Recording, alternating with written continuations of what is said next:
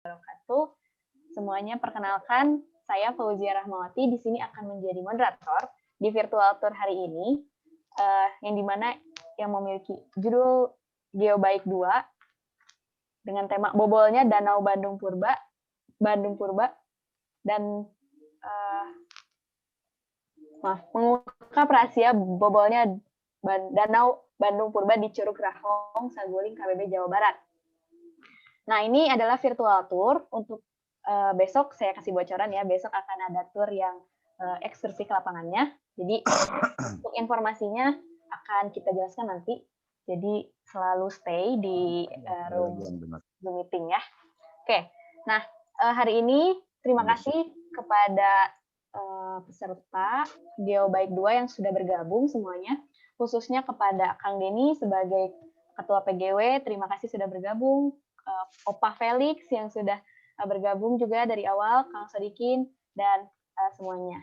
Kang Dindin juga ada. Oke, nah hari ini tadi sudah perkenalan ya. Untuk tata cara hari ini di Geobaik 2 ini, nanti full ke depan kita akan ada waktu 60 menit ya hari ini. Terus nanti di akhir akan ada tanya jawab, silakan untuk apabila pesertanya akan ada yang mau bertanya gitu. Nah, untuk hari ini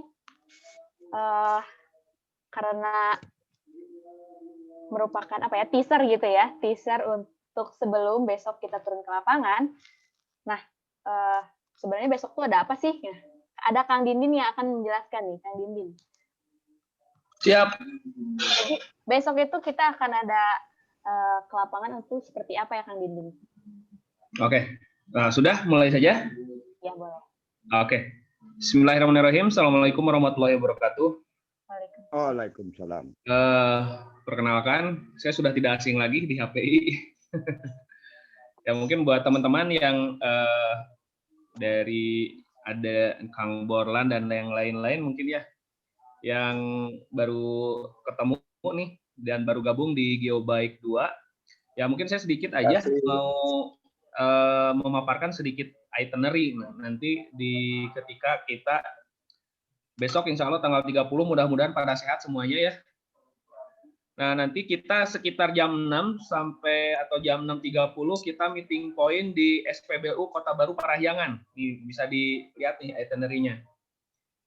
Nah kita sambil cek ya absen persiapan, kemudian kita briefing untuk pengaturan nanti akan ada beberapa teman-teman yang kita untuk persiapannya kita menyiapkan ada helper. Mungkin di sini ikut juga Pak Sobar, nanti Pak Sobar sebagai helper ya. Kalau misalnya ada apa-apa atau tuh bisa ya mau motornya nanjak, nah nanti ada Pak Sobar yang sebagai helpernya atau apapun lah itu. Atau misalnya berating tas, boleh bawa sama Pak Sobar. Dan juga kita ini ada mekanik juga, ada mekanik di motor. Jadi nanti kalau misalnya ada trouble dengan motornya, kita siapin kunci-kunci dan sebagainya. Mudah-mudahan sih nggak ada apa-apa ya. Mudah-mudahan mah nggak ada apa-apa. Tapi kita prepare aja gitu. Nah nanti setelah kita briefing, kita lewat belakang Kota Baru Parahyangan, langsung kita menuju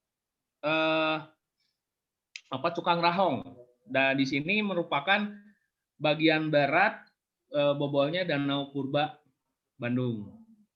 Nah nanti kalau secara materi nanti Kang Denny sama Pak Sodikin ya lanjutnya. Kemudian dari situ kita menuju Cililin ke Batu Gede. Jadi kita lihat nanti cekungannya si kota Danau Purba Bandung sekarang buktinya seperti apa gitu.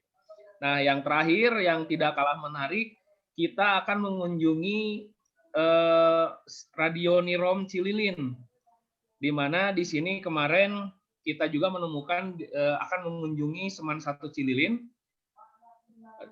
ketika Westerling pernah berkantor di situ. Nah, nanti sejarahnya kita juga nanti narasumber selain ada Kang Denny, Pak Sodikin, kita juga ada narasumber lokal, katakanlah kuncen di sana Pak Amar. Nanti mudah-mudahan bisa bantu kita di sana. Nah, mungkin persiapannya lebih ke motor yang mudah-mudahan sehat ya. Kemudian karena musim hujan, jangan lupa bawa jas hujan. Kemudian untuk makan boleh bawa sendiri, dan nanti boleh juga nanti ada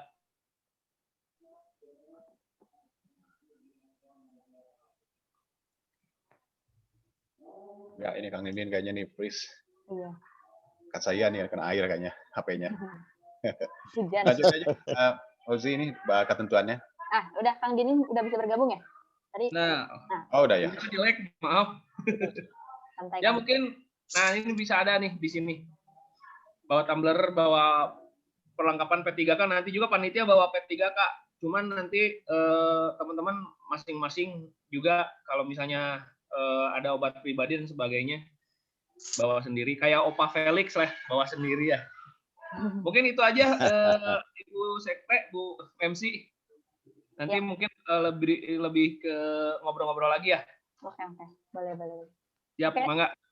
Hatur nuhun, terima kasih Kang Dindin sudah menjelaskan itinerary untuk besok ya, untuk kegiatan besok kita ke lapangan. Mau memberitahu nih, barangkali ada yang belum tahu, kalau kegiatan Geobaik ini terselenggara oleh pergabungan antara PGW Indonesia dan DPD HPI Jabar. Jadi untuk gabungan organisasi seperti itu. Nah, kita lanjut aja ya ke inti langsung, kalau apa sih rahasia bobolnya Danau Bandung Purba itu gitu ya. Nah, yang pertama itu ada Kang Denny dari PGW yang akan menjelaskan tentang bobolnya Danau Bandung Purba. Kepada Kang Denny, silahkan dipersilakan untuk mengisi materinya. Ya, baik, terima kasih Teh Fauzia Rahmawati, Kang Dindin, terima kasih. Selamat sore teman-teman semuanya. Assalamualaikum warahmatullahi wabarakatuh. Ya, salam sehat, salam sejahtera. Semoga kita semua dalam kondisi segar walafiat ya, waras semua. Dalam kondisi sekarang ini juga kita tahu bahwa pandemi saat ini terus berlangsung ya sampai di awal tahun 2021. Saya ucapkan terima kasih teman-teman yang sudah hadir di sini, juga ada yang teman-teman satu alma mater juga ada, dari Unpad juga ada teman-teman, sudah juga teman-teman yang aktif sering naik gunung juga.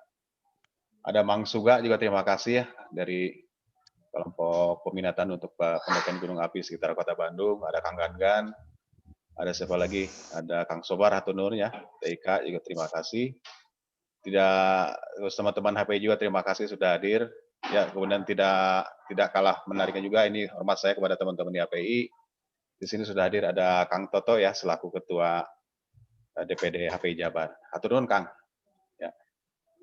Baik, hari ini kita akan jalan-jalan seperti kemarin. Jadi mudah-mudahan waktunya adalah pas ya, jadi kurang lebih 60 menit. Jadi kita akan berakhir di pukul 5. Kegiatan narasumber ini ada dua. Satu adalah saya sendiri akan menjelaskan tentang Cepungan Bandung, kemudian yang berkaitan dengan materi untuk kegiatan tanggal 30, dan kemudian tentang sejarahnya dari sisi yang lebih menarik lagi akan disampaikan oleh Pak Sodikin, yaitu berkaitan tentang sejarah bahwa ternyata di kota Cililin itu ada salah satu radio awal di zamannya Hindia Belanda sebelum Radio Malabar. Ini tidak begitu banyak orang tahu ya. Nah, kemudian narasumber berikutnya atau tepatnya adalah sebagai penanggap, ini ada Pak Felix ya. Nanti tolong bantu Pak Felix untuk bisa menanggapi. Siap ya.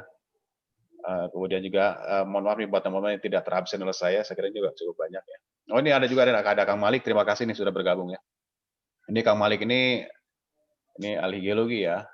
Dan kemudian peminatannya itu tentang geowisata khususnya di daerah Kabupaten Bandung dan KBP atau Kabupaten Bandung Selatan ya. Baik, kalau begitu kita mulai saja teman-teman ya. Ini saya singkat saja. Jadi judulnya memang pastilah Kabibita lah.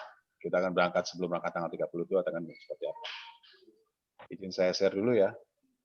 Terlihat ya teman-teman? Muncul ya?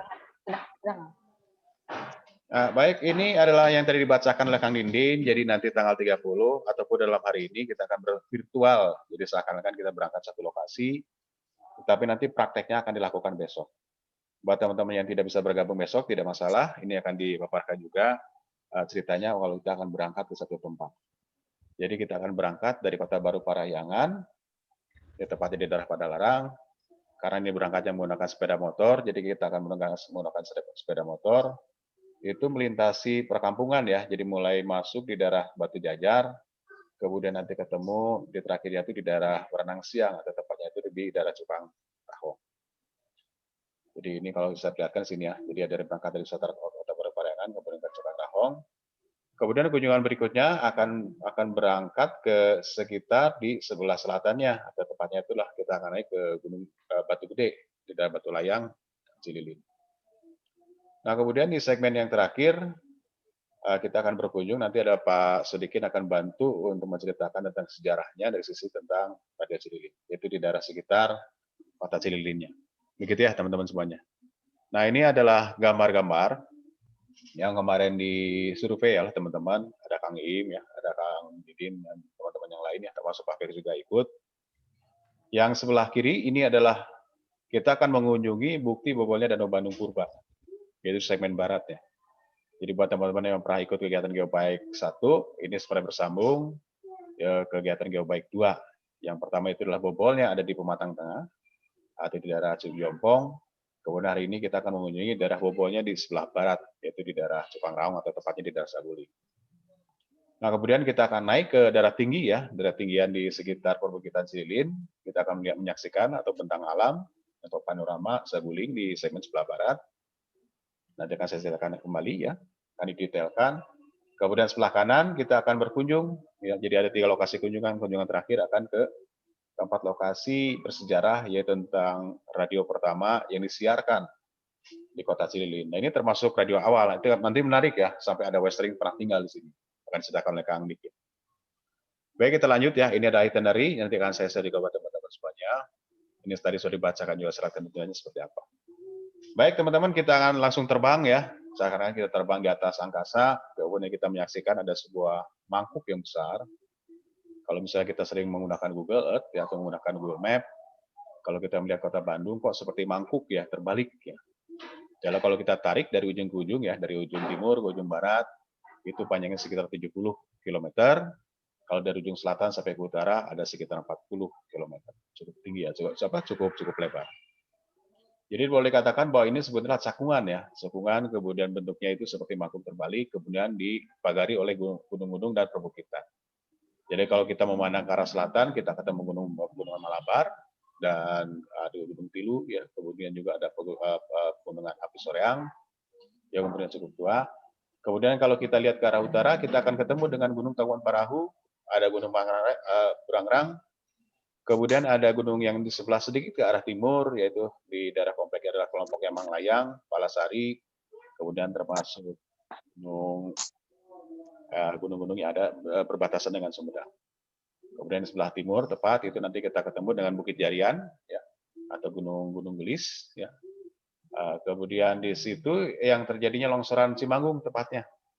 Jadi kalau kita sering mendengar berita, ya, membaca berita, itu lokasi longsoran sebelah sana. Artinya itu di batas sebelah timur Cekungan Bandung. Nah kemudian karena tadi ada informasi bahwa Cekungan Bandung itu dikelilingi oleh gunung-gunung api dan perbukitan. Dan ini kalau kita lihat ternyata umurnya cukup tua. Jadi ini dari data dari Pak Tiko Bronto atau Prof. Bronto, spesialis ya, atau lebih peminatan khusus tentang gunung api purba yang ada di Cekungan Bandung. Jadi dia sudah melakukan dating dari beberapa hasil penelitian sebelumnya. Ini dikatakan bahwa umur yang lebih tuanya itu ada di bagian selatan, kemudian lebih muda itu di bagian utara. Jadi menandakan bahwa ini adalah zona subduksi. Kemudian si gunung api itu sendiri itu bergerak, ya. Tadinya muncul di sebelah selatan, kemudian bergerak ke arah utara. Jadi kalau kita perhatikan di sebelah selatan seperti kelompoknya Dayakolot, ya, Majalaya, Sapan, kemudian ada gunung-gunung Malabar, di antaranya ada pegunungan kelompok Gunung Soreang. Umurnya mulai dari 4 juta, 3 juta, sampai 1,17 juta. Tapi kalau kita lihat ke sebelah utara, kita ketemu ada Gunung Tangkuban Parahu, ada Gunung Burangrang dan Manglayang. Umurnya sekitar 50.000, ada 10.000 sampai 3.000. Jadi lebih mudah ya sekitar begitu. Jadi ini menandakan bahwa si pergerakan magmatisme atau gunung api itu sendiri bergerak, tadinya ada di selatan, kemudian bergerak ke arah utara. Gitu ya Bapak Ibu semua, teman-teman semuanya. Dan kemudian inilah Cekungan Bandung itu tadi ya, yang sudah saya perlihatkan gambarnya. Juga ada beberapa beberapa keterangan ya mengenai cekungan Bandung. Bahwa cekungan Bandung itu terbentuk kira-kira pada permulaan zaman kuarter tua atau zaman kuarter muda. Ini menurut keterangan Katili ya, atau sekitar Pleistocene atau sekitar 1,8 juta tahun yang lalu. Kemudian bagaimana terbentuknya? Ini juga Mekdam juga pernah melakukan penelitian yang termasuk yang sangat komprehensif ya, belum ada penelitian ulang lagi, dan pernah mengatakan bahwa secara geologi wilayah cekungan Bandung tersusun oleh endapan danau purba yang terdiri dari lapisan-lapisan lempung yang sifatnya lunak, kemudian ada pasirannya juga yang sifatnya padat dengan ketebalan yang bervariasi, dan lapisan endapan danau purba tersebut diendapkan di atas lapisan batuan vulkan. Jadi begitu ya teman-teman. Jadi artinya adalah vulkanik dulu yang datang duluan, kemudian setelah itu terbentuk namanya cekungan Bandung, kemudian diendapkan menjadi Danau Bandung. Buktinya apa? Jadi kalau Bapak Ibu atau teman-teman semuanya ketemu dengan tukang bor sumur ya, coba perhatikan di kedalaman tertentu, misalnya mulai dari 10 meter, 20 meter, 30 meter. Pasti ketemu lempung, pasti ketemu pasir. Itu menandakan bahwa itu adalah endapan cekungan Bandung atau endapan Danau Purba Bandung yang dulunya pernah mengganti kota Bandung, kemudian dia menghilang. Kemudian berikutnya di secara litologi ya, litologi itu artinya adalah sebaran batuannya, termasuk susunan batuannya. Ya, dari sisi yang membedakannya itu dibedakan atas endapan tersier, artinya umur sangat tua sekali. Kemudian dari sulguhan gunung api yang lebih muda. Jadi bisa dikatakan dari 20 juta yang tadi ya, kemudian 5 juta, kemudian sampai yang 50.000 tahun yang lalu. Nah, ini adalah gambarannya seperti ini ya, teman-teman semuanya. Ini adalah batas ya. Jadi artinya untuk cekungan Bandung itu sendiri juga banyak pendapat ya, atau misalnya dari sudut mana misalnya untuk melihatnya. Apakah dilihat dari sisi yang lain, seperti misalnya dari dasnya Citarum itu sendiri, atau dari cekungan itu sendiri, atau dari ketinggian secara morfologi, atau dari batas rendaman Danau Purba. Nah, kalau ini memperlihatkan tentang luasan ya, luasan cekungan Bandung itu sendiri berdasarkan dari ketinggian, berdasarkan dari morfologinya. Nah, kemudian bagian tengahnya itu yang warna hitam itu menandakan bahwa itulah kota Bandung dan itu adalah bagian dari rendaman yang namanya Danau Purba Bandung. Jadi kalau disebut cekungan cukup luas ya. Jadi artinya sampai Ciparai, ada Paseh, kemudian sampai Cisondari sebagai selatan. Kemudian ketemu yang sebelah baratnya mulai dari Saguling ya, ketemu Batu Ganjar ke atas, Sukawana bagian atas ya, berbatasan dengan Gunung Tawon Barat. Jadi cekungan Bandung cukup lebar sekali. Nah, kemudian kapan terbendung kemudian menjadi danau? Nah, ini ada peta, ini cukup tua ya, peta Belanda. Jadi ini sudah ada penelitian dan sudah ada perkiraan saat itu.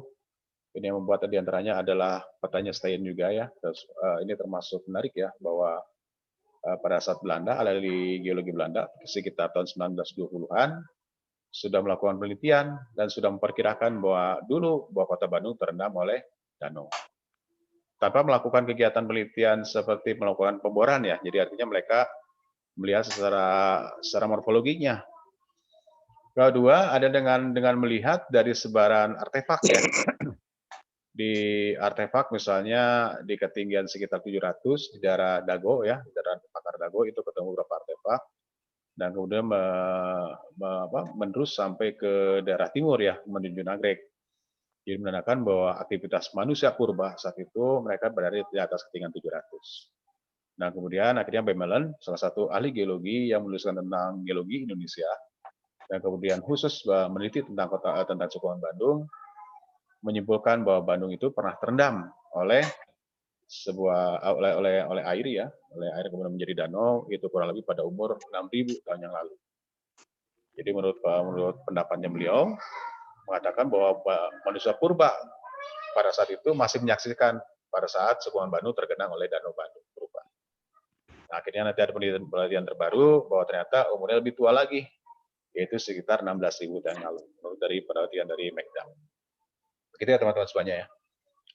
Nah, kemudian bagaimana terbentuknya si cekungan Bandung itu sendiri? Ternyata ini berkaitan dengan kegiatan tektonik. Ya. Jadi apa tektonik itu? Tektonik adalah lempeng ya. Jadi artinya ada lempeng yang datang dari selatan, kemudian bergerak ke arah utara, berbenturan dengan lempeng benua, yaitu Eurasia.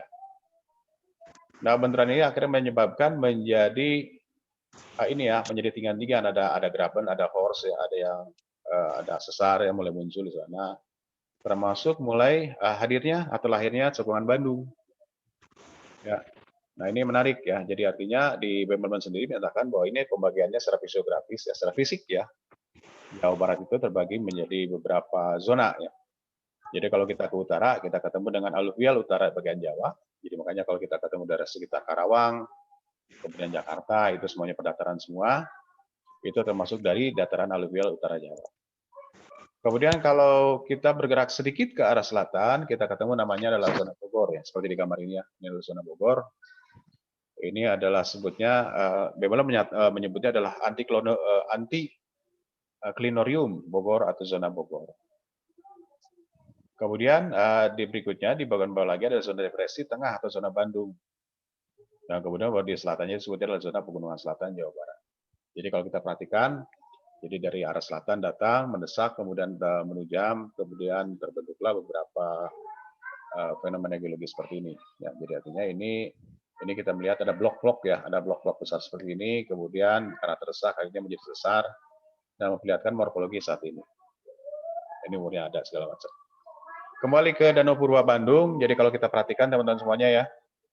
Nah ini adalah ada modifikasi yang dilakukan oleh Pak Bahtiar ya, April tahun 2010. Jadi memperlihatkan tentang Saguling itu sendiri adalah bagian dari Danau Purba di bagian barat. Jadi yang warna biru ini adalah Danau Saguling atau Waduk Saguling yang existing ya saat ini. Kemudian ada warna hijau muda yang di sini ini menandakan bahwa ini adalah batas endaman. Ya di ketinggian sekitar 632 meter paras airnya itu sendiri. Di atas itu ya, mendekati hampir ke 690 meter. Nah, saat ini Saguling ketinggiannya sekitar 630. Nah, bisa dibayangkan kemudian bahwa ini adalah segmen bagian barat, kemudian ini adalah segmen bagian timur. Kemudian bobolnya kemarin ya, waktu geowek pertama kita mengunjungi namanya Curug Jompong, bahwa si aliran, si bendungan yang terbentuk pertama kali itu di daerah timur, kemudian membobol di daerah pegunungan perbukitan intrusi di bagian tengah ini, tepatnya di Curug Jompong, kemudian terendamlah bagian barat. Nah, kemudian bagian barat bagaimana setelah ini bersatu antara danau bagian timur dan bagian barat, akhirnya sifatnya air adalah membobol di bagian sekitar Saguling. Jadi tepatnya nanti kita akan lihat bagaimana bukti-bukti pembobolannya seperti apa. Begitu ya teman-teman semuanya. Dan inilah umur yang ada di Batu Layang ya. Nanti akan kita kembali ke sini ke Batu Layang. Sama ini juga adalah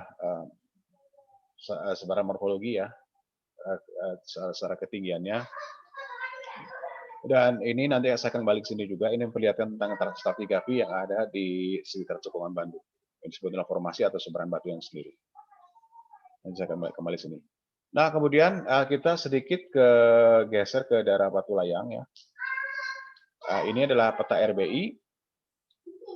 Ini yang memperlihatkan tentang peta topografi. Jadi kalau kita lihat di sini, yang warna hijau ini adalah tutupan, kalau yang kuning di sini ada penanda juga mengatakan bahwa ini adalah ketinggiannya.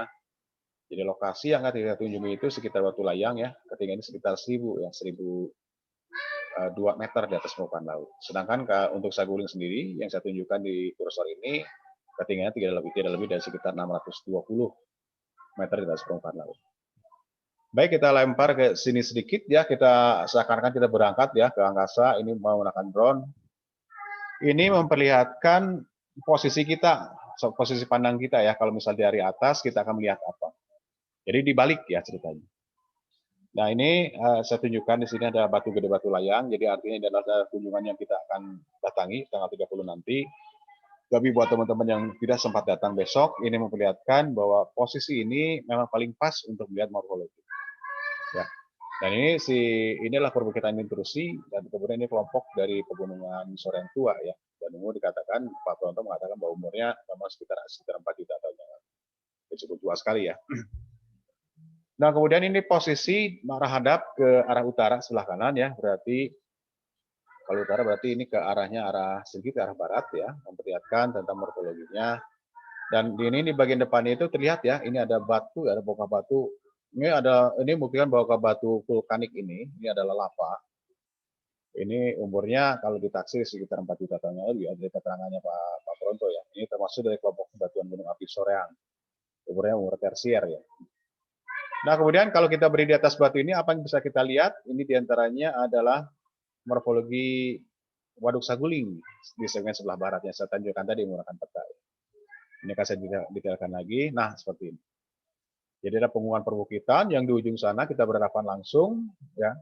Ini ada perbukitan batuan vulkanik Breksi ya. Di antaranya ada satu tinggian ya. Jadi kalau kita lihat tegak lurus ke arah sini, ya kalau saya perhatikan dengan menggunakan kursor seperti ini ya, saya perlihatkan ya. Lalu menggunakan, nah ini ada dua tinggian, satu ya ini dua, kemudian ini ada punggungan memanjang ya. Ada memanjangnya timur barat ya. Ada perbukitan memanjang timur barat ya. Nah, kemudian menariknya apa? Di sini titik yang paling tinggi ini sebutnya adalah Pasir Kiara dan kemudian sebelah kanannya atau sebelah baratnya itu adalah Puncak Larang. Coba kita perhatikan ya, ketinggiannya di Pasir Kiara ini adalah 732 meter, kemudian Puncak Larang adalah 850 meter di atas permukaan laut. Nah, apa yang terjadi? Jadi sekitar 16.000 tahun yang lalu, di segmen yang sebelah barat ini, kemudian dia mencari jalan keluar, kemudian dibobolnya di antara dua lembah ini. Jadi dibobolnya di daerah Pasir Kiara dan Puncak Larang. Nanti akan saya tunjukkan lagi secara detail seperti apa. Ya. Jadi si saguling ini sendiri yang bagian barat dia mencari celah bagaimana caranya si air ini bisa keluar ke daerah yang lebih rendah. Ya.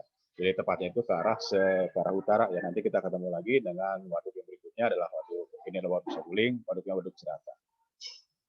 Kemudian berikutnya inilah pemandangan yang bisa kita saksikan nanti di atas batu layang ya. Jadi cukup indah sekali. Ini memperlihatkan bahwa ini tinggalnya, kemudian ada lembah curam, kemudian ada perbukitan. Di sini ada pasir Geger Pulus ya. Nanti Kang Dikin akan bantu untuk menceritakan bahwa di pasir Geger Pulus dan pasir Kuda ini terbentang sebuah antena yang cukup panjang sekali, bahkan sampai 1000 meter bentangan. Nanti berkaitan tentang apa, nanti Pak Dikin akan cerita.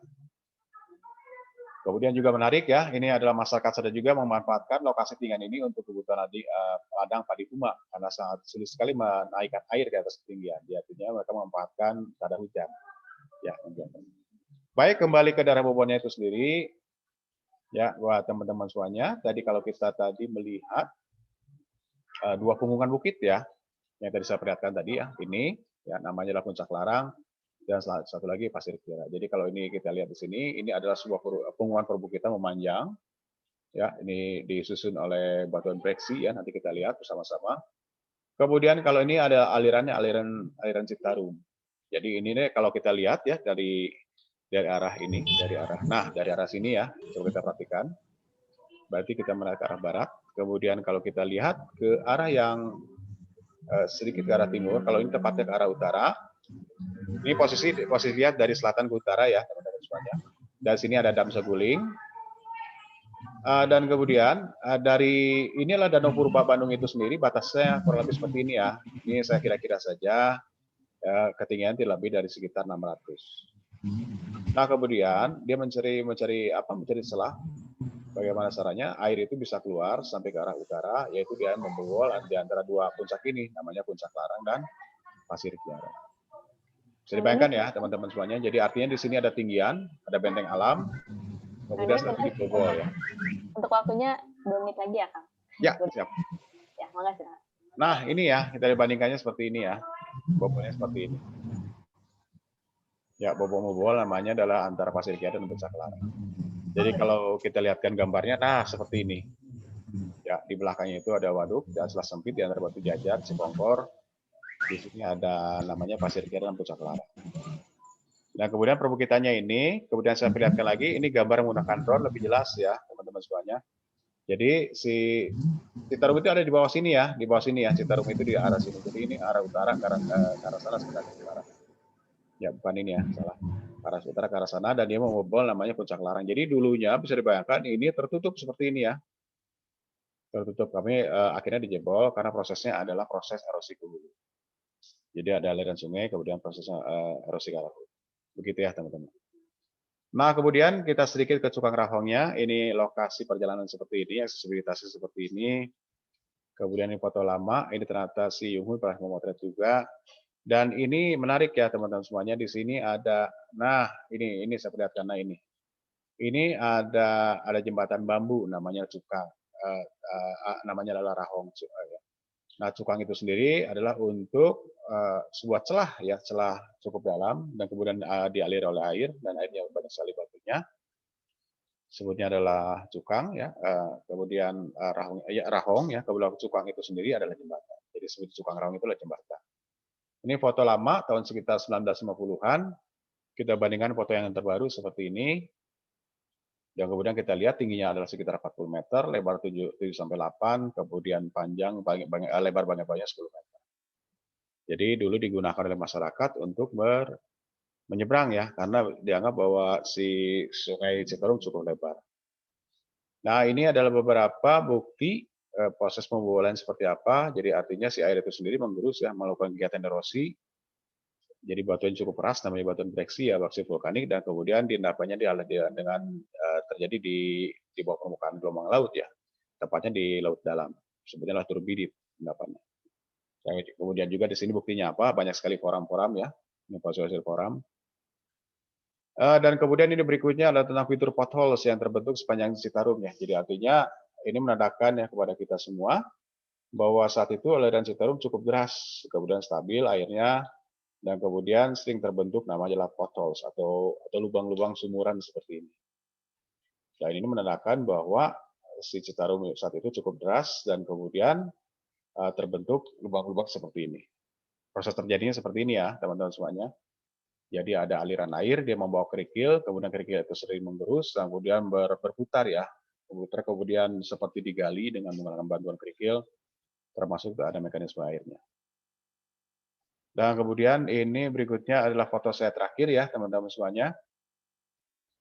Ini juga nanti kita kalau kita akan kunjungi ya, tapi hanya di bagian segmen di Cukang Rahong ya. Jadi ini saya ingin memperlihatkan bahwa zaman dulu itu ketika di bawah tahun 1960-an sebelum si dam Saguling ini ditutup ya atau dibendung, jadi masyarakat dari Baranang Siang Cipongkor akan nyebrang ke daerah Saguling Batu Jajar. Jadi Baranang Siang Cipongkor itu masuk ke wilayah Cianjur dan kemudian akan masuk ke wilayah Bandung melalui Saguling atau Batu Jajar. Itu bisa dibayangkan lah ini celah lebar sekali, jadi mereka tidak bisa melewati namanya Sungai Citarum. Jadi jangan bayangkan bahwa Citarum kering saat ini ya, tetapi ini sangat deras sekali. Ya artinya mereka mencari celah sempit, yaitu adanya di sekitar Cukang Rahong. Ya, begitu teman-teman semuanya. Ini sedikit teaser aja ya buat teman-teman semuanya untuk memperlihatkan kegiatan kita pada tanggal 30 dan bagi teman-teman yang tidak bisa tergabung tanggal 30, mudah-mudahan memberikan wawasan bahwa kurang lebih bahwa Bandung itu sendiri dunia terkenang oleh air yang namanya Telaga Bandung atau Danau Bandung Purba. Kemudian disebut purba karena sudah tidak ada lagi. Dan kemudian segmen bagian baratnya itu hilang airnya karena membobol di sekitar Cukang Rahong dan kemudian tepatnya di sekitar perbukitan Pasir Larang dan Pasir Kiara dan Puncak Larang. Begitu teman-teman semuanya, kita akan masuk nanti ke tanya jawab. Saya serahkan ke Polisia. Terima kasih. Hatur nuhun Kang Denny, terima kasih sudah membeberkan kenapa bisa bobol, kenapa bisa mengendap gitu ya dari Danau Bandung Purba ini. Oke, nah kalau tadi kan Kang Denny sudah menjelaskan tuh bagaimana proses bobolnya Danau Bandung Purba di segmen barat. Nah sekarang akan ada Kang Sodikin Kurdi yang akan menjelaskan tentang sejarahnya gitu ya Kang, sejarah Radio Nirom Cinilin dan sekitarnya seperti itu. Kepada Kang Sodikin silahkan, udah nggak sabar nih. Oke, terima kasih, Fauzia, terima kasih.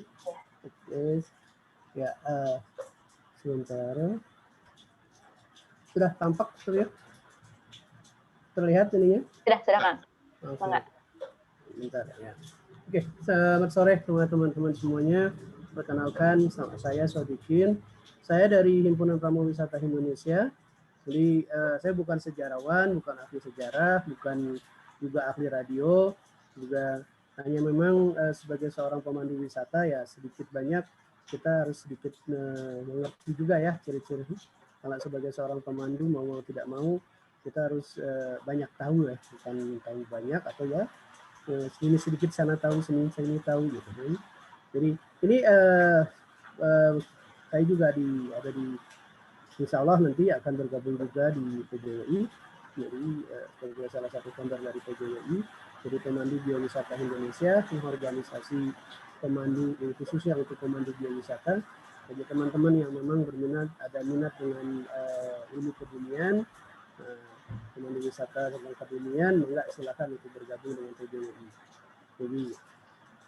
Jadi saya ingin menambahkan tentang ceritanya Kang Doni, karena kita jalannya tadi sudah melalui Tukang Rahong, lalu Batu Gede, terus ini sampailah di Cililin gitu kan. Nah, di Cililin nih kita tanya-tanya di Cililin, ternyata ada yang menarik di Cililin gitu kan. Ada peninggalan yang belum tergali di Cililin. Yang kita tahu radio, ya, kita tahu radio yang terkenal atau radio yang biasa kita baca di sejarah. Radio yang pertama yang disiarkan dari Hindia Belanda, dari Jawa Barat itunya, ke Belanda itu adalah radio Nirom yang di Gunung Puntang, Malabar, yang sangat terkenal banget ya, karena sampai dijadikan lagunya Halo Halo Bandung. Maka ini terkenal nih radio Puntang Malabar gitu kan. Tahun 1936 sudah mulai dia beroperasi. Ternyata begitu kita ke Cililin di sana ada satu bangunan dan kita ngobrol-ngobrol, nanya ini jauh lebih tua dibandingkan yang di Gunung Puntang gitu. Ternyata Cililin mempunyai sejarah yang jauh lebih menarik juga ya. Ternyata Belanda sebelum dia membuat stasiun radio di Puntang, dia sudah buat dulu di Cililin. Dia sudah buat dulu ternyata di Cililin. Ya, begitu kita coba di sana, kita survei, lalu kita tanya. Nah, ini ternyata kita temukan gambarnya. Ini stasiun radio di Belanda. Stasiun radio di Cililin. Ya, ini fotonya tahun sekitar 1920-an. KSA Belanda. Yang dari dua bangunan ini yang ada, yang tersisa nampaknya yang di sebelah kiri. Ya. Karena ada 4 bangunan yang dari itu, yang kita tanya-tanya, kita gali dari pustaka, itu ada 4 bangunan yang dibangun di sana. Nah, tersisa sekarang hanya 1 bangunan.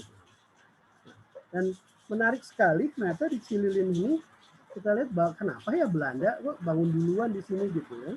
Nah, kenapa bangun stasiun radio duluan sebelum di Gunung Puntang? Ternyata coba kita lihat di sini, kita ngelihat di sini dari geografis ini, ya. Ini yang kuning ini jalan raya dulu menuju Bandung, ya ini menuju Bandung. Lalu Cililin ada di sebelah kanan tersembunyi, nyingkur kan, ya, nyingkur ini. Terus kalau kita lihat lagi, ternyata kita baca-baca gitu, saudara. Radio Cililin ini dibangunnya ya oleh orang lokal bilangnya Mr. Buranyon. Orang lokal bilang Mr. Buranyon, tapi dia secara resminya namanya itu adalah Raymond Sirke Hesselkind. Jadi dia orang Jerman, insinyur Jerman yang bekerja dengan Hindia Belanda. Nah, sulit mungkin disebutkan dengan Raymond Sirke Hesselkind. Orang lokal sebutnya Mr. Buranyon. Nah, Mr. Buranyon ini dia membangun stasiun radio di Cililin ini. Kenapa ini? Nah, kemungkinan sih karena dari posisi ini, ya ini stasiun radio ini pertama kali mungkin diperuntukannya adalah kayaknya untuk militer gitu. Nampaknya untuk kepentingan militer. Nampaknya karena ini tersembunyi.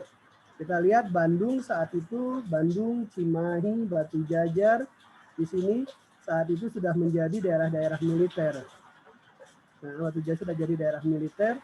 Jadi kalau misalkan ada penyerangan atau teman, tentunya di Batu Jajar dan Cimahi ini yang akan menjadi sasaran pertama. Ya, akan menjadi sasaran pertama. Sebagai alat yang sangat penting, alat komunikasi yang sangat penting untuk berkomunikasi saat itu, maka dibangun stasiun radio di Cililin. Jadi kemungkinan alasannya kenapa Belanda saat itu, Hindia Belanda membangun stasiun di radio di Cililin. Gitu. Stasiun di Cililin jadinya, nah, seperti ini. Jadi tersembunyi dia dulu. Kalau sekarang sudah beda ya teman-teman ya. Sekarang udah ramai sekali ini. Nah, untuk bangun radio ini, Raymond Hesselkind dia dia terpaksa harus membebaskan lahannya sampai 3 tahap dia membebaskan. Dari tahun 1904 sampai 1908 dia bebaskan hampir 17 hektar. Ya, ada 17 hektar dia bebaskan lahan. Lalu dia bangun ini sendirinya sampai 1914 itu selesai pembangunannya. Lalu 1916 sudah mulai beroperasi. Kalau kita lihat dari rentang waktunya 1914 dia sudah selesai, lalu 1916 beroperasi, berarti ada kemungkinan stasiun radio ini dipakai untuk keperluan perang pada saat itu, karena di Eropa di sana ada Perang Dunia Pertama, di mana Belanda berada di tengah-tengah negara-negara yang sedang berperang. Nah, Belanda saat itu tidak ikut ke sekutu mana-mana, dia netral, tapi dia berada di tengah. Tentunya kondisi itu sangat bahaya buat Hindia Belanda, buat Belanda di sana. Kalau negaranya tercaplok, berarti negara jajahannya akan mesti diserahkan. Jadi informasi itu harus tetap sampai. Yang saya dapatkan informasi adalah berita tentang Belanda atau berita tentang Hindia Belanda tahun 1916 ini dikirimkan itu sampainya di Eropa di danau, ada satu titik danau di Belanda. Ya, jadi berita itu dari Cililin ya itu ditangkap di daerah Bercy di Belanda gitu, di dekat danau sana. Ya, jadi komunikasinya penting sekali untuk menjaga daerah kolonial. Jangan sampai daerah kolonialnya terlepas hanya gara-gara mungkin Belanda di Eropanya terlepas karena perang. Jadinya jadi ini penting sekali di Cililin ternyata. Nah, tapi pada saat pengoperasian itu namanya waktu itu kita kenal kalau sejarah radio mungkin radio yang besar adalah NIROM. NIROM itu kan Netherlands Indische Radio Omroep Maatschappij gitu ya. Ternyata pada tahun 1914 sampai 1923 stasiun radio ini tidak disebutkan sebagai NIROM karena memang ini belum diambil alih oleh NIROM. Ini masih di bawah Telefunken. Baru 1924 ya diambil alih oleh NIROM. Ya tadi Kang Dani juga sudah sebutkan ya bahwa nah ini di stasiun radio bahwa ada ini stasiun radionya di bawah di sini. Pada masa itu dengan teknologi yang kalau kita katakan sekarang kuno ya, makanya untuk antenanya ini terbentang di 3 bukit. Yang tinggi-tinggi tadi ada di Bukit Pasir Ipis, ada kira-kira sekitar sini. Ada di Pasir Ipis. Lalu Lintang Panggung, Gunung Rangkong, dan ada di bangunannya sendiri. Lintang Panggung, Gunung Ipis ada di sini. Ada lagi. Tadi apa tadi Pak? Ini Kang Denny yang nama-lamanya tuh?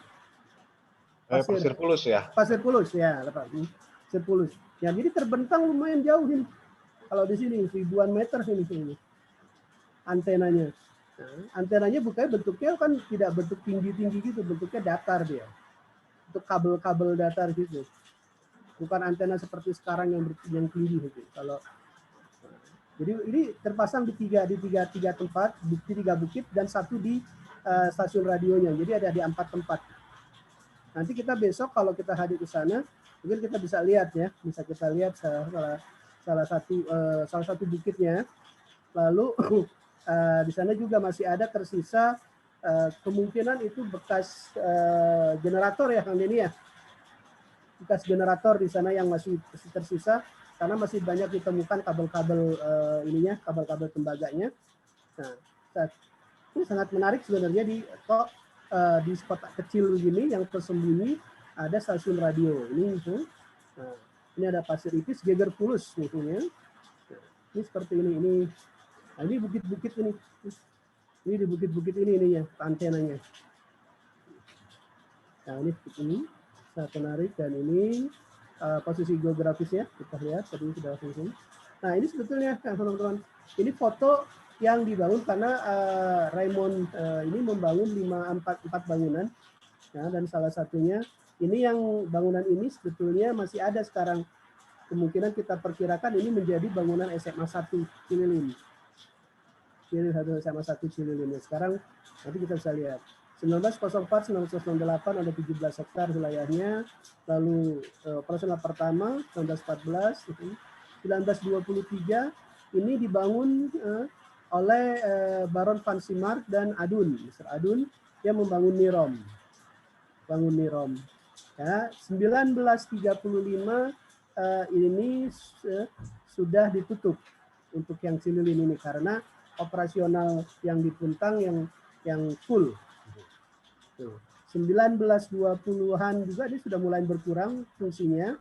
Tapi kalau saya baca-baca lagi sebetulnya yang di Cililin ini masih ada fungsi untuk radionya sebagai telepon atau radio, tapi tidak terlalu besar sekali seperti awalnya karena sebagian peralatannya sudah dialihkan ke stasiun Nirom Ranca Ekek dengan stasiun Nirom Dayakolot. Bagian alatnya sudah dipindahkan ke sana dan ini sangat-sangat akhirnya menjadikan radio Cililin ini fungsi operasionalnya berkurang.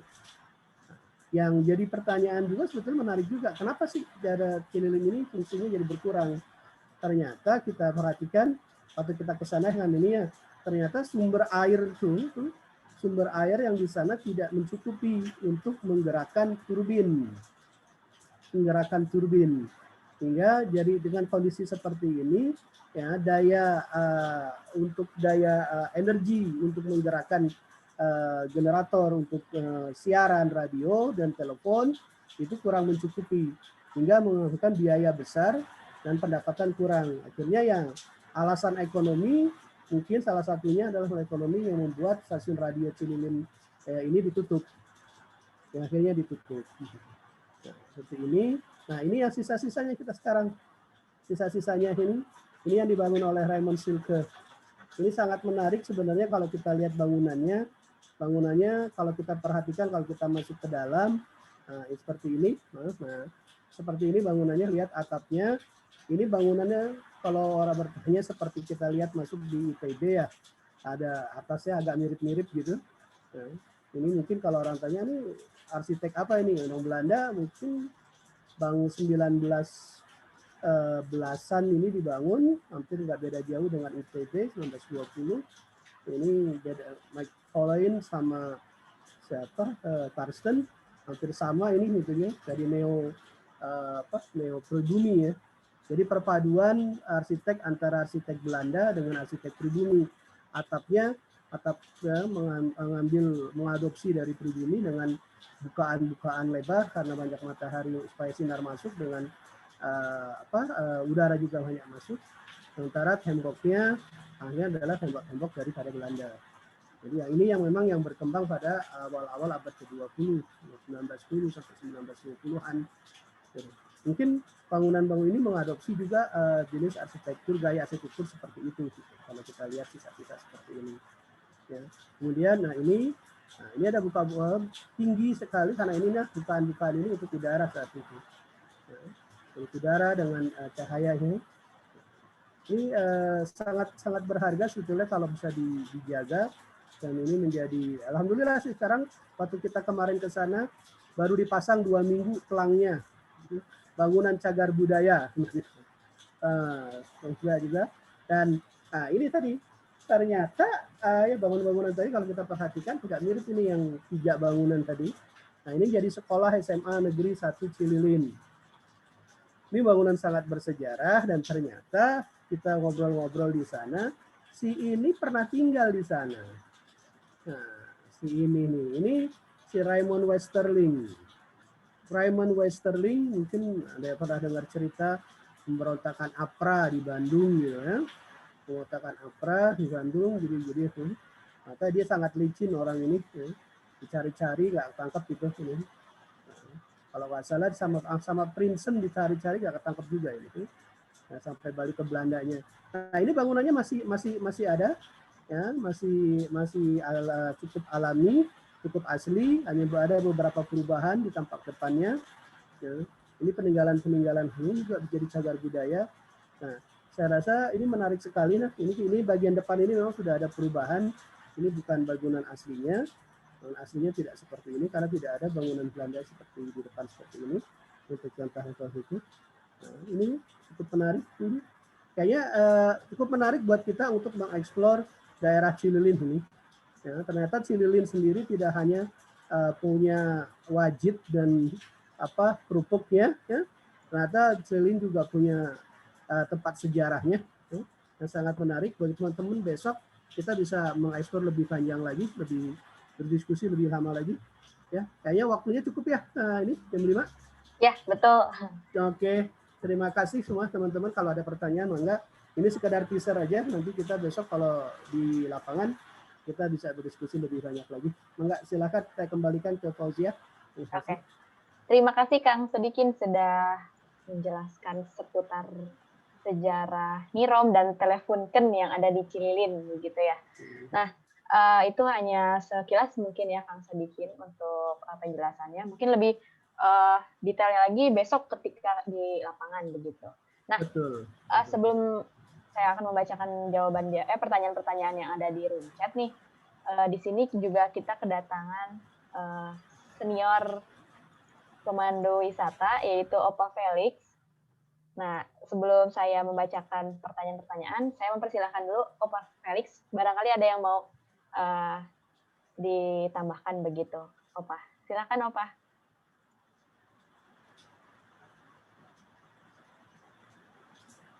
Opa, sepertinya mikrofonnya masih mute.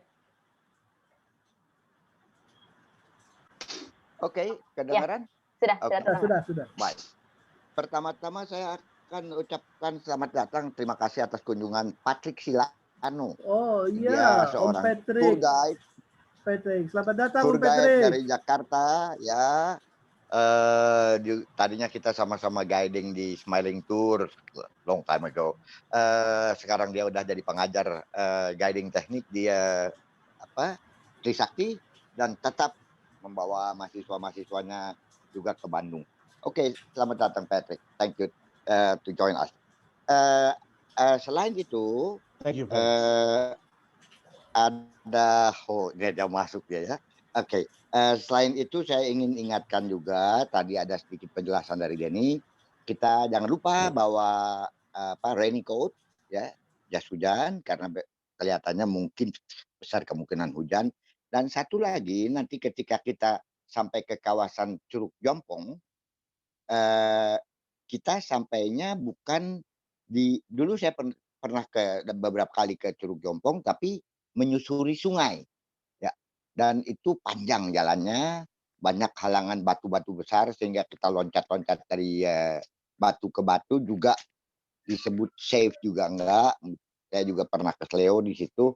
Jadi besok kita akan sampai di atas. Ya, jadi itu karena ada kecuraman yang dalam tadi 40 meter. Kita di situ ada kampung, kita akan kumpul di kampung itu. Dan dari situ tentu jalur jalannya ini menurun ya, dan pulangnya akan sangat berat untuk naiknya. Untuk itu saya ingatkan karena sekarang musim hujan, hati-hati dengan sepatu ya. Sepatunya coba pakai sepatu yang suitable buat jalan yang sangat menurun. Kalau perlu bawa tongkat ya. Kalau ada yang udah punya tongkat jalan, dibawa tongkatnya. Itu pertama mengenai apa yang kita akan lihat besok. Keterangan-keterangan pasti menarik. Yang lain lagi tadi keterangan menambahkan keterangan dari Pak Sodikin adalah gelombang yang kita dipakai di radio tadi adalah gelombang pendek FM ya, gitu. Makanya dia juga nggak perlu satu antena yang tinggi gitu, jadi dia horizontal ya. Gitu itu yang nambah sedikit keterangan melengkapi apa yang sudah diberikan tadi. Selanjutnya mungkin tidak ada yang begitu penting. P dan K, P3K jangan lupa. Ya, semuanya nanti akan kita dapat penjelasan yang sangat baik dari teman-teman dan kita bebas untuk ngobrol, untuk bertanya jawab besok. Hati-hati aja di jalan. Saya akan bersama digonceng sama Om Denny. Seperti yang lalu-lalu. Motor yang penting sehat juga. Dan kalau udah terbiasa dengan motor yang besok dibawa, saya yakin semuanya bisa. Terutama karena kita juga dilengkapi dengan helper, yaitu Pak Sobar. Mekaniknya belum ada nama ya, Kang Din. Oke, tapi nggak apa-apa. Nanti besok kita akan kenal juga. Jadi ini preparation yang saya anggap cukup memadai untuk tour kita yang kedua. Itu dari saya untuk sementara. Silahkan mungkin ada yang bertanya. Saya serahkan kembali kepada Fauzia. Ya, terima kasih Opa untuk mendapatkan. Sama-sama. Oke, dilihat dari chat room ternyata sudah ada beberapa yang penasaran gitu. Tapi mungkin karena waktu udah jam 5 ya, saya tidak akan membacakan semuanya. Yang paling pertama itu ada pertanyaan dari Kang Sobat gitu. Selamat sore Kang Denny, katanya mau bertanya, kenapa masyarakat Cukang Rahong harus dengan bambu? Padahal ketinggian dari segi keamanan berbahaya, kenapa tidak dari beton atau besi? Seling dicor, apakah sesuai nama Cukang, jembatan bambu, apakah ada mitos di Cukang Rahong? Terima kasih. Seperti itu kepada Kang Denny. Enggak. Siap. Nuhun Kang Sobar izin jawab ya. Kang Sobar, ya ini juga dari informasi masyarakat kemarin waktu kita berkunjung sana sama Mang Iin. Jadi masyarakat sana itu menggunakan lokasi yang terdekat ya, yang kira-kira paling aman dan mudah dicapai itu di sekitar Cukang Rahong saat ini ya. Nah kemudian kenapa menggunakan bahannya dari bambu? Karena pada saat itu dibangun oleh masyarakat ya secara gotong royong lah ceritanya seperti itu. Ya, artinya dari pemerintah sendiri belum ada bantuan dan saya kira itu terjadi di akhir 50-an sampai 60-an. Dan kemudian tahun 70-an itu sudah tidak digunakan lagi karena sudah bergeser ke arah sekitar Cikahuripan. Jadi buat menjawab Kang Sobar tadi ya, jadi dari temuan di sana, ada wawancara masyarakat, diantaranya harus menggunakan bambu karena satu adalah mudah didapatkan, kemudian dibikin dengan cara mudah, dan kemudian tenaganya adalah tenaga dari masyarakat sekitarnya. Kemudian kalau berkaitan dengan mitosnya, belum dapat Kang, nanti kita ke sana lagi Kang, kita gali lagi lebih dalam. Begitu Kang Sobar, nuhun.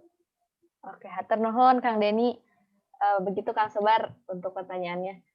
Semoga belum puas, jadi besok bisa ke lapangan biar semakin puas begitu. Nah, selanjutnya ada pertanyaan dari Kang Rizky Ciko, katanya izin bertanya kepada Pak Sodikin, kalau sekarang gedung-gedung Radio Cililin digunakan sebagai apa, katanya. Selain sekolah, terima kasih Fauzia. Pak Cika, kalau yang gedungnya ini yang masih ada tersisa itu adalah gedung pemancar ya. Itu sekarang tidak dipakai untuk apa-apa. Jadi hanya seperti gudang saja, Jadi, tapi kita bisa masuk, Nah, ada beberapa bangunan lagi yang lain itu digunakan sebagai sekolah SMA 1 Cililin, SMA Negeri 1 Cililin. Bangunan-bangunan yang lain yang seperti dalam foto tadi itu sudah tidak ada bekasnya, lagi, sudah hilang entah kemana. Lalu ada yang dekat sekolahan itu ada bangunan lebih diperkirakan bekas generator karena di sana banyak ditemukan kabel-kabel tembaga gitu. Masih ada temukan kabel tembaga. Jadi mungkin besok kalau kita lagi lokasi bisa kita lebih gali lagi, lebih banyak lagi ini. Lebih menarik lagi gitu. Nah, hanya wilayah yang dulunya X dari radio Telefunken dan radio Nirom Cililin ini pada akhirnya kan dulu besar sekali sampai 3.000 hektar pada saat ditinggalkan itu. Nah, itu beralih fungsi, beberapa kali beralih fungsi sampai akhirnya sampai sekarang juga masih ada alih fungsinya sebagai tempat tangsi militer. Jadi sebagai militer di sana. Jadi ada beberapa di depan itu adalah komplek militer ya, maksud militer. Jadi ditempatkan juga di situ. Sempat juga jadi seperti jadi pabrik tahu kalau nggak salah. Jadi memang sekarang kita waktu kemarin ke sana survei itu kosong. Tidak ada apa-apa. Oke, itu mungkin Kang cukup ya. Oke, terima kasih Kang Sodikin sudah menjawab. Nah, selanjutnya ini ada pertanyaan dari Sri Dewi P. Izin bertanya kepada Pak Denny, dengan sejarah geologi yang menyebutkan kota Bandung dulunya sebuah danau, apa ada potensi aktivitas tektonik lagi yang mengancam kota Bandung? Begitu, Kang Denny. Ya, terima kasih. Ini juga menyambung lagi pertanyaan berikutnya ada tuh dari Ibu Sri ya. Ya, dari Ibu Sri. Kira ini satuin aja ya, Bu Sri bertanya kira-kira buktinya apa kalau dulu itu danau Bandung itu menjadi danau. Tadi menjawab dulu ya yang tadi mengenai tektonik ya. Jadi tektonik itu adalah lempeng ya sebenarnya. Lempeng itu dinamis ya. Kemudian itu mereka itu ada yang menjauh, ada berdekatan, bertumbukan, ada juga yang saling bergeser. Nah kemudian yang terjadi di Indonesia, tepatnya di daerah selatan ya di Pulau Jawa yang kita duduki saat ini, itu ada penunjaman, yaitu datangnya dari selatan, yaitu lempeng Indo-Australia, kemudian bertemu dengan lempeng Eurasia atau lempeng benua. Nah, yang lempeng samudra dia menyusup ke bawah, kemudian di kedalaman sekitar 100 km, akhirnya terjadi pelelehan, kemudian jadi magma yang ada di bawah itu naik ke atas, kemudian muncul berupa ekspresi seperti perbukitan atau intrusi gunung-gunung dan termasuk gunung api. Nah, kemudian kaitannya dengan aktivitas tektonik pasti berkaitan dengan gempa ya atau seismik. Jadi ada satu sesar atau satu patahan memanjang saat ini diteliti oleh Pak Pemudik itu sekitar 29 km panjangnya. Jadi dari mulai arahnya itu dari barat ke timur. Kalau di posisi sebelah timurnya itu tepat di daerah Gunung Palasari. Belanda menyebutnya Pulau Sari. Kemudian sampai memanjang ke arah barat yaitu di sekitar Ngamprah. Nah, ini menjadi perdebatan dulu ya para ahli itu bahwa ini apakah ini aktif atau tidak.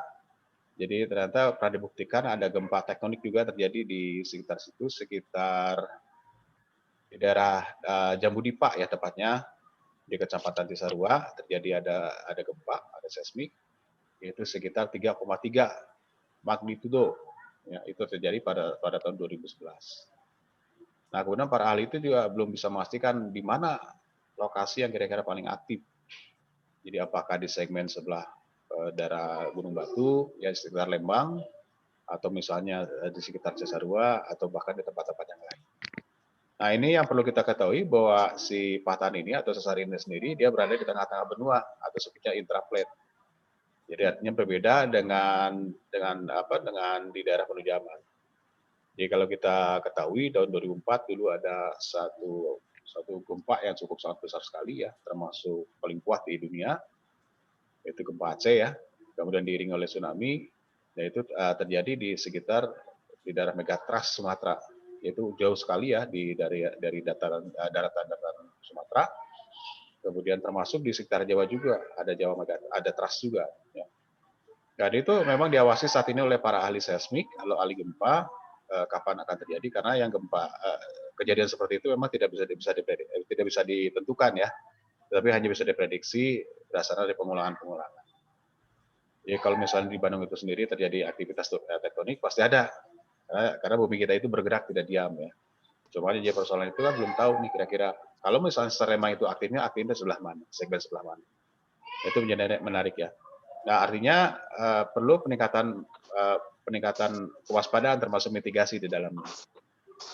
Ya, kalau misalnya di antaranya adalah bagaimana kalau misalnya gempa terjadi kita harus lari kemana, kemudian termasuk rumah-rumah yang ada di sana juga harus diperkuat ya. Karena peristiwa gempa itu yang paling banyak memakan korban itu bukan karena gempanya, tapi karena rumah yang tidak diperkuat oleh struktur beton atau menggunakan baja ya. Akhirnya rumahnya sangat lemah, kemudian ambruk dan ada orang di dalamnya terkubur oleh material bangunan. Itu yang paling bahaya sebenarnya. Jadi kalau menjawab apakah ada aktivitas tektonik, ada. Buktinya apa? Di antara sesar Lembang. Kemudian berikutnya dari Bu Sri Dewi ya menjawab tentang buktinya apa kalau misalnya Bandung itu dulunya ada danau. Ya. Buktinya itu ada dua ya, ada berapa? Saya sebutkan dua ya. Di antaranya adalah satu adalah penemuan dari artefak dan ekopark ya. Jadi masa purba ya sekitar 10.000 sampai 12.000 tahun yang lalu itu mereka beraktivitas di atas ketinggian 700 meter permukaan laut. Buktinya apa? Di antaranya ketemu sekali seperti ada beberapa mata air panah ya yang terbuat dari batunya batu amok ya atau batuan gelas ya dari hasil vulkanik. Itu di antaranya di sekitar daerah Dago Pakar. Kemudian bukti fisiknya itu yang kedua adalah hasil dari penelitian pemboran ya. Jadi ada beberapa bukti-bukti hasil pemboran termasuk dilakukan di Pertamina, dan termasuk dilakukan oleh Badan Geologi, termasuk yang dilakukan oleh tukang-tukang gali sumur ya. Itu juga kalau misalnya kita perhatikan di kedalaman tertentu kita akan mendapatkan danau purba. Barangnya apa? Di antaranya adalah pasir, kemudian ada lempung, kemudian macam-macam, ada yang lebih berwarna gelap ya. Itu menandakan bahwa itu diendapkan di sekitar danau purba. Jadi untuk membuktikan bahwa danau purba bahwa Bandung dulunya ada diterap oleh danau itu di antaranya itu. Begitu jawabannya.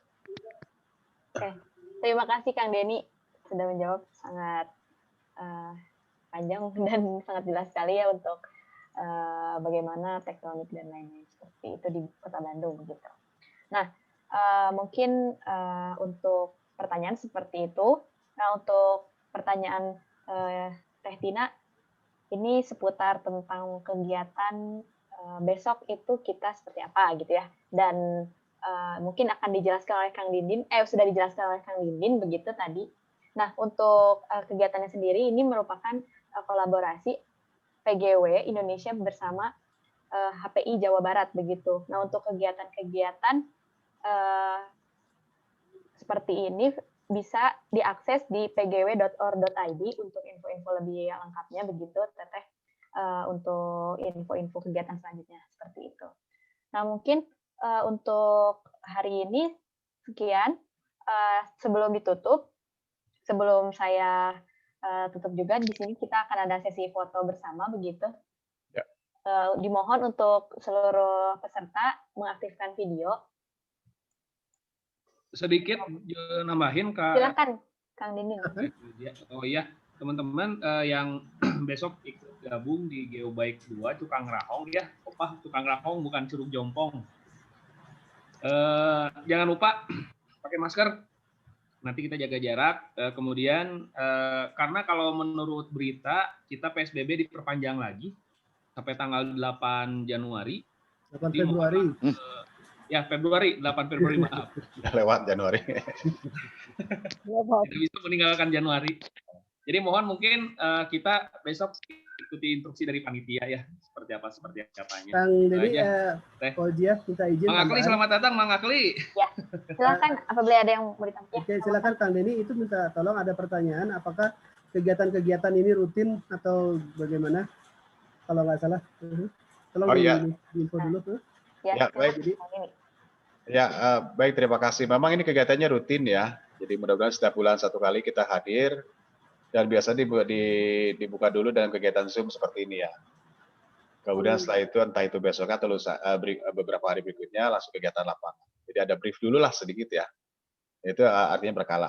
Jadi nanti kita ketemu lagi nanti di bulan Februari. Jadi sedikit bocoran untuk kegiatan bulan Februari karena kita bisa tentang cekungan Bandung dan Citarum. Jadi kita akan berkunjung ke Kabupaten Bandung, Kabupaten Bandung lah ya, Kang Dewa ya, Kita ke Kabupaten Bandung lah. Kita main ke sana sekarang. Mau ke mana kabupaten? Kita ke itu Kang, ke Gunung Bukit Sula. Kemudian setelah itu kita ke Hulu Citarum. Siap. Santi. Nah, kemudian ini untuk menjawab Teh Tina ya, ada pertanyaan. Iya. Teh Tina, ini ada pertanyaan. Tadi sudah dijawab ya. Kalau bisa diupdate di mana? Iya. Nanti bisa cek di pgw.or.id. Sama walaupun ini memang tidak memahami geologi nih Kang, kan saya bukan hanya senang aja kali ya sejarah. Sama aja. Ya, Kita orang sastra kok. Ya, saya juga. Sama ini juga sarjana sastra semua, sastra batu ya. Nah, untuk usia ya, karena ini kegiatannya menggunakan kendaraan roda 2, jadi memang disarankan sih yang sudah dewasa lah ya. Tapi kalaupun ada yang di bawah balita mungkin tidak terlalu rekomendasikan karena berkaitan dengan COVID, dan kemudian keduanya memang jaraknya juga ada beberapa lokasi yang agak jauh, termasuk cuaca. Harus bawa motor sendiri ini Kang? Semuanya pakai motor ya. Kang Didin, tolong jelaskan Kang Didin, gimana Kang teknisnya Kang? Oh iya, teknisnya bisa bawa motor atau dibonceng. Nanti mungkin setelah ini saya mau atur kalau bisa ada yang bisa ngebonceng siapa gitu. Oh, baik-baik. Itu ada Tante Grace tuh, nanti pakai motor nggak? Tante Grace nanti itu ikut nebeng katanya, Tante Grace. Nebeng opah aja lah.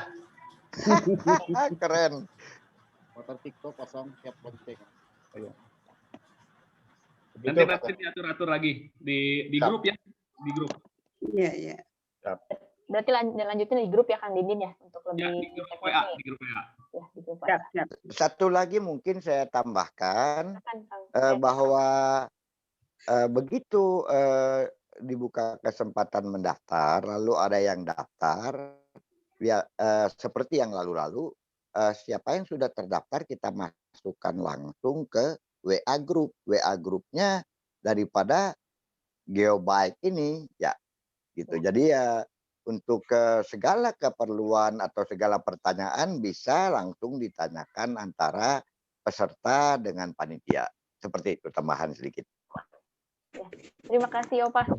Untuk Kang Denny, barangkali ada lagi yang mau ditambahkan mengenai kegiatan besok dan atau tentang PGW begitu. Oh iya, baik teman-teman juga. Ini juga memang ada kerjasama ya antara PGW dengan HPI ya, khususnya di Dewan Pengurus Daerah Jawa Barat. Jadi ini memang buat teman-teman yang memiliki minat ya dengan kegiatan kepemanduan, bahwa pemandu Geowisata Indonesia ini saat ini lagi membuka lowongan nih, lowongan anggota, bukan lowongan kerja ya. Jadi kalau mau bergabung silahkan. Jadi nanti rencana ada kegiatan di kelas selama 2 hari menggunakan Zoom di tanggal 20 dan 21. Nanti silahkan dicek ya, nanti ada di webnya yaitu di pgw.or ya, pgw.or ya, or.id. Ya, atau di bawah saya juga ada nih muncul nanti. Ada muncul nggak? Nggak ya? pgw.or.id. Tadi pgw.or.id. Sedikit tambahan boleh? Silakan, Opa. Tadi ada seorang ibu yang bertanya juga, ya dia bukan geolog. Kita semua bukan geolog. Ya, Butina, tuh. Tapi karena kita hidup di atas tanah, di atas bumi, ya semua berhubungan dengan bumi.